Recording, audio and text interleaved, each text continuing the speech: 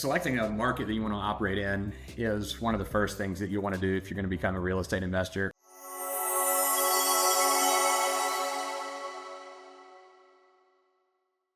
You need to determine, are you going to be exclusively wholesaling, or are you going to be flipping? Are you going to be buying and holding rental properties?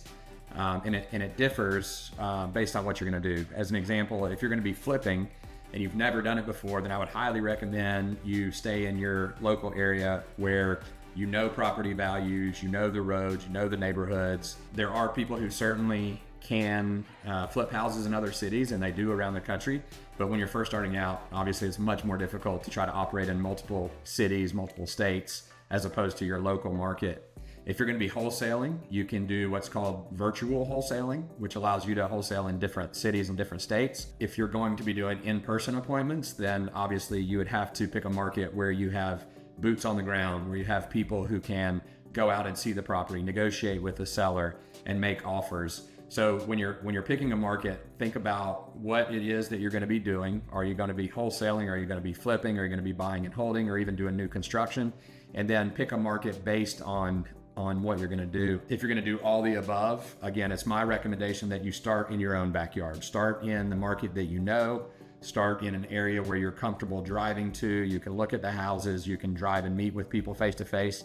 As you grow and expand your business, you can obviously add other markets once you really know what you're doing and you know how to run comps in different cities.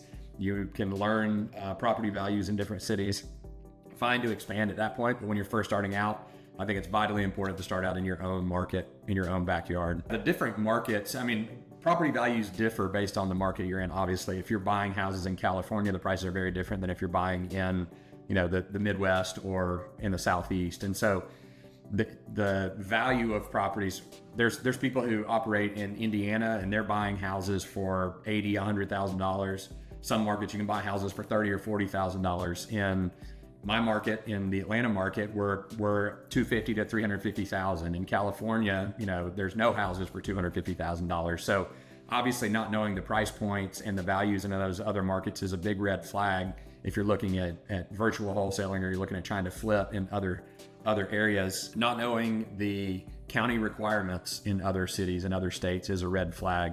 You don't know what the construction requirements are in those specific areas. You don't know what the inspectors require in certain areas. If you're operating in a coastal market, as an example, the construction and rehab in a coastal market is very different than in an inland market where you don't have to deal with tides and winds. And insurance is another thing. So insurance is much more expensive in certain markets than it is in other markets. And so anytime you're going outside of the market that you live in and that there's a lot of different variables, from cost of rehab to value of property, construction processes, construction timelines. There's just a lot of different things to figure out. And so I always recommend starting in your home market where you know the values, you know the cost, you should learn quickly, or you can at least meet with contractors and ask them what the timeline is, what the costs are, what the holdups are and potential red flags are. Once you learn those in your market, you'll know that going forward. If you go to another market, obviously that's in a different state, you have to relearn all of that information there. So it's a longer timeline, it's much more difficult, and I think a lot of things slip through the crack when you're doing that because you don't really know what questions to ask until you know it's a problem. So you have a lot more mistakes that you run into, you have a lot more problems, you have a lot more expense, and you have to learn somehow. So you're either going to learn by doing it in your own market and then try to replicate that elsewhere, or you're going to have to pay the fee to learn it elsewhere by paying more money and going through those different issues that you have to solve.